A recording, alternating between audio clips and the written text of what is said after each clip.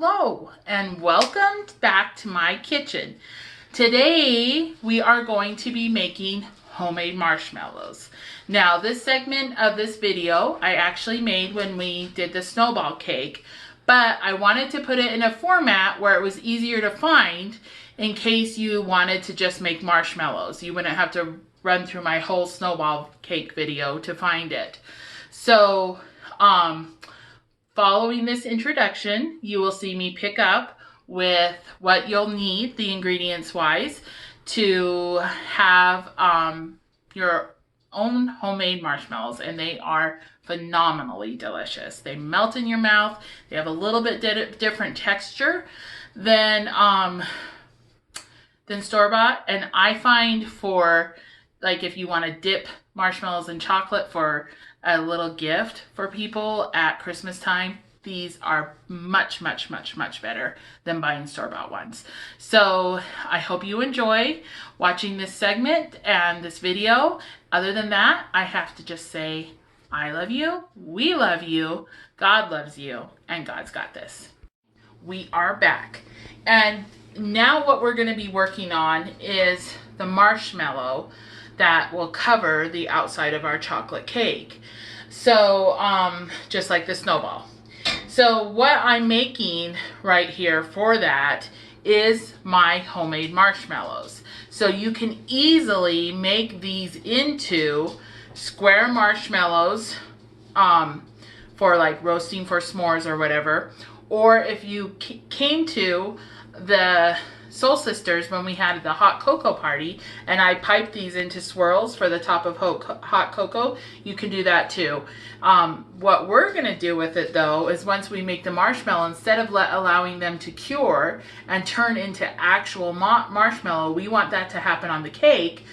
Once it's fluffy and into marshmallow, we're going to put it in a piping bag and we're going to frost our cake. But that's down the road. For now, what I'm going to tell you to do is how to make the marshmallow. So what you need is you need a cup of cold water divided into 2 bowls. So a half cup in each bowl. I've got a half cup here and a half cup back there.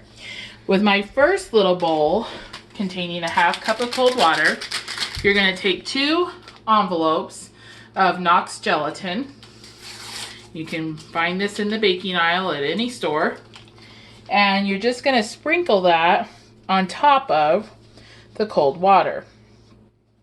This softens the gelatin and gets it ready to be used. So we're going to do both envelopes into that little bowl, and I'm going to show you that it's going to look like there's just powdered gelatin sitting on top. Don't worry about knocking it down with a spoon or stirring it up. It will soften and get wet just sitting there. Okay, so we're going to put that to the side once we have that done. Then what we're going to do is over medium heat, well, a little lower than medium because my pan, I don't want it to come over the sides. We're going to put in 2 cups of white sugar and our other half cup of cold water. And we're going to stir this until it is completely dissolved, which will take a little bit of time. And, but while I'm waiting for that to happen, rather than cutting away, what I'm going to talk about is how, if you're going to make this for just marshmallows to use either in s'mores or on hot cocoa, how you're going to do that. Okay. So what you'll do is once we get this sugar syrup gelatin portion made, it's going to cool. It doesn't have to cool to completely cool, but it needs to cool down a little bit. And once it does cool, we're going to take it, we're going to put it in a KitchenAid mixer with the whisk attachment, and we're going to just whisk it up until it's really fluffy. I think there's a certain amount of minutes, and I can't remember them off the top of my head.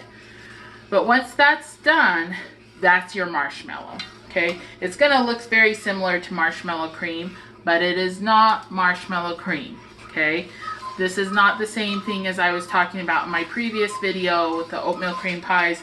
This is not marshmallow cream. This is marshmallows. If you try to stick it in a jar and use it as marshmallow cream, even though it looks a lot like it, it's gonna solidify and just become one gigantic marshmallow sitting in that jar.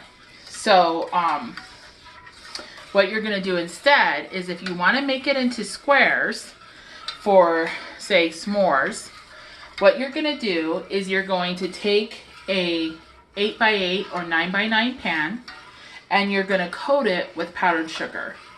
I found the easiest way to do this is I actually have a silicone, not 8x8, and the silicone holds the powdered sugar really well.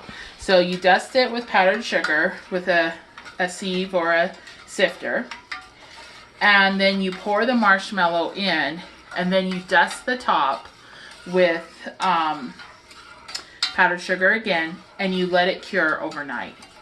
And as it dries out, the marshmallow will harden where the powdered sugar is, and then when you go to cut it, you can just pop it out onto a cutting board, cut it into whatever size squares you want, and then just roll those edges, those exposed edges, just roll them in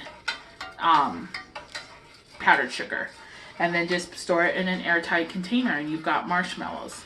Now, the other thing that I find is kind of fun to do, especially if I'm making them for hot cocoa, is once I get that fluffy marshmallow in the KitchenAid bowl, I'm going to put it in a piping bag, and with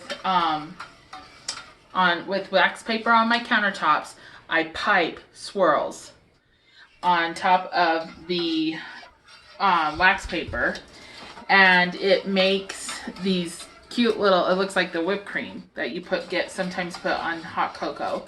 And if you dust those, once you've got them all piped out, you dust those with powdered sugar and let them again cure overnight, and then they'll be pretty little swirls. So those are a couple of things that I have done with this marshmallow recipe. You could also make the marshmallows, let them cure, then use them for Rice Krispie treats. I've done that before.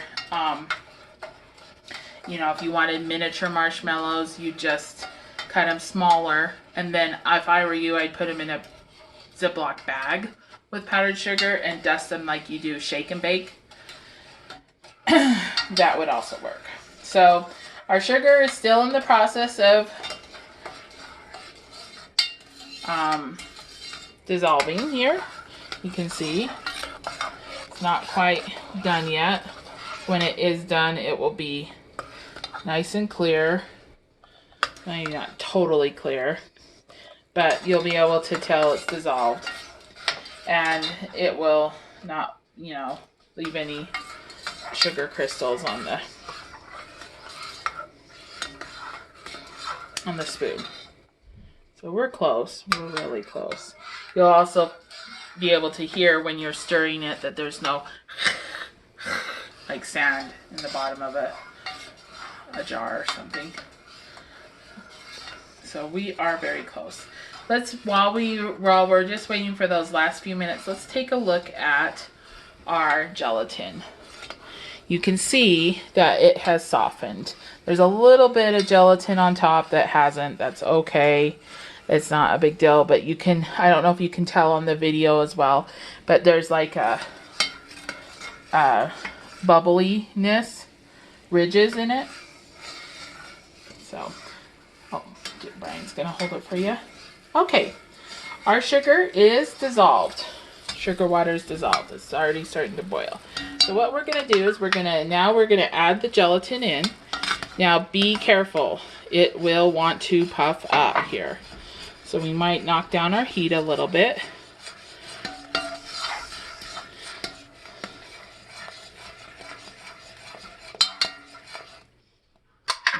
Add all that gelatin in there, like that. Okay. And now what we're gonna do is we're just gonna stir this till it comes back to a boil. It shouldn't take terribly long. I'm gonna go ahead and turn my heat back up.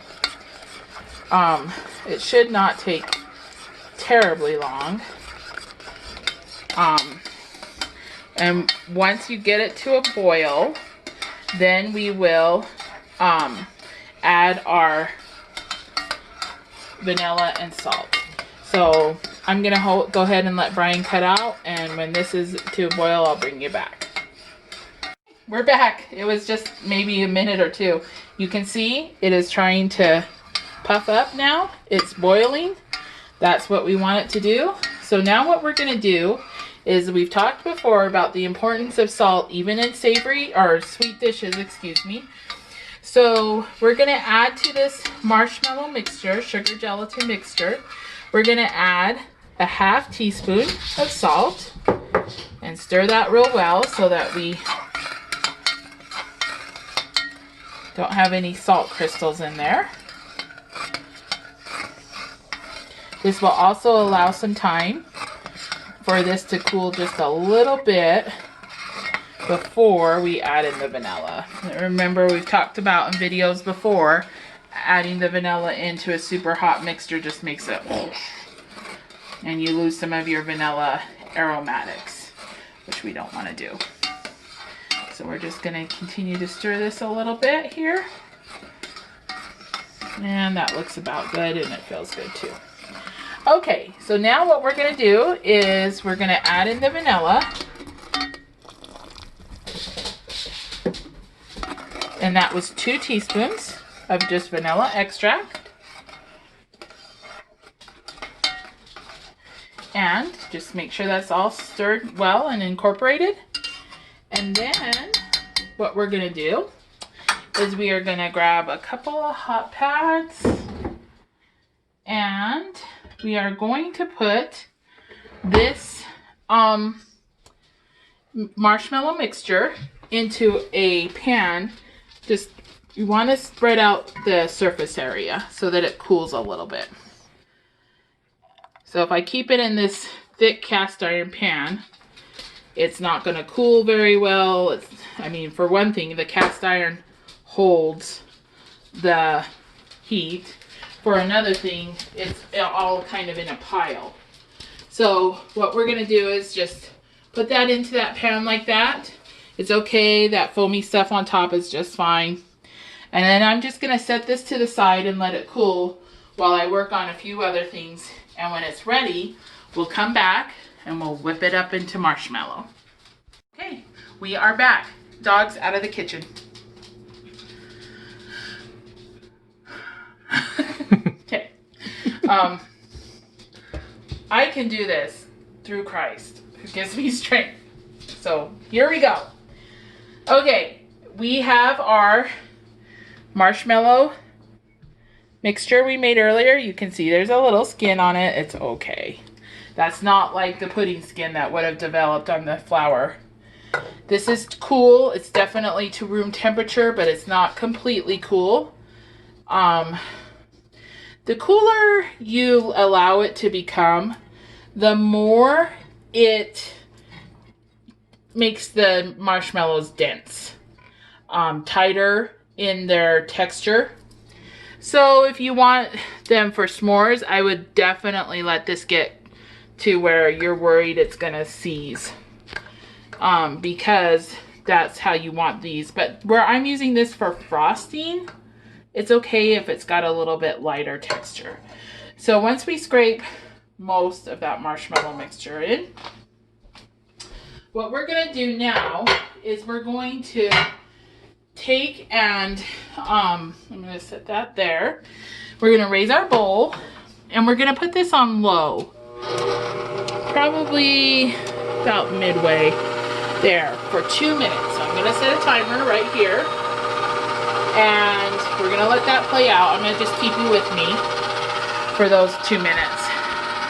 Once these 2 minutes have expired at low, we're gonna increase our speed all the way up to the highest setting, and that's where I'm gonna leave you. I'm gonna leave you off at that point, because then These have to beat for 10 minutes, 10 full minutes. And what you're doing when you beat this, why this step is so important, is you're incorporating air in that mixture. The kind of like you do a meringue, where you incorporate the air, that meringue puffs, gets glossy. This is going to do much the same thing, and it's actually going to look much like a meringue by the time we're done. So once our 2-minute timer is up, then we will increase our speed and put a 10-minute timer on, and that's when I'll leave you. So don't chintz on this step. This is where you're so thankful you have a KitchenAid, because you can't imagine how hard it would be if you didn't. Although I will say this, you had to make marshmallows, and with a hand mixer, you'd have a really buff arm. You better change arms, or you'd be like one side, ooh, and the other side, Okay, we're down to 35 seconds at low.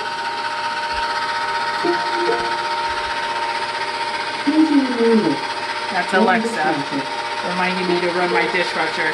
Yes, that is true. I need a reminder to run my dishwasher.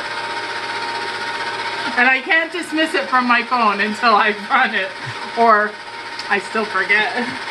Okay, we're down to 10, 9, 8, 7, 6, 5, 4, 3, 2, 1, and we're done. So now let's increase our speed all the way up to the highest setting.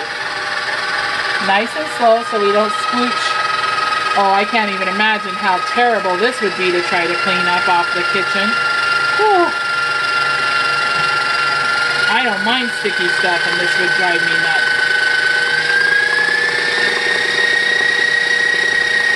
There we are. So now we're going to let it be at that full speed for 10 minutes. So I will see you back in 10. We are back. We have about 35 seconds left on our 10 minutes.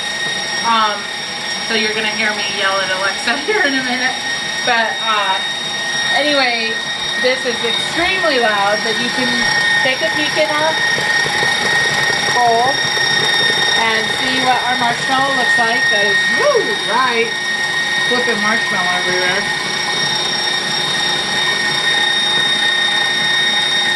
Okay, we're down to 9, 8, 7, 6, 5, 4, 3, 2, 1. Okay, so we'll stop that. Alexa should be going off any second now. Alexa, stop. Okay, so turn off our mixer. Drop our bowl. I thought I had a, there it is. Of course, that's exactly where we want it to be, across the room. We have neighbors moving in down the street, and they keep driving by with a truck full of stuff, and I don't know.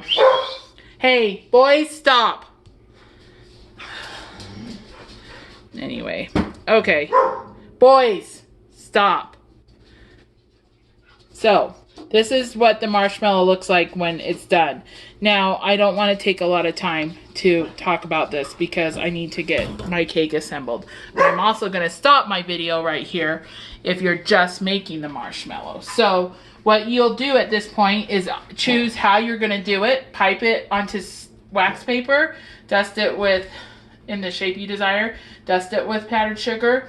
Or put it in a 9x9 or 8x8 pan that's been dusted with powdered sugar. Dust the top and let it sit overnight. Either way, that's what you'll do if you're just making marshmallow. If you're going to go on and make the cake with me, you'll see me back in a second.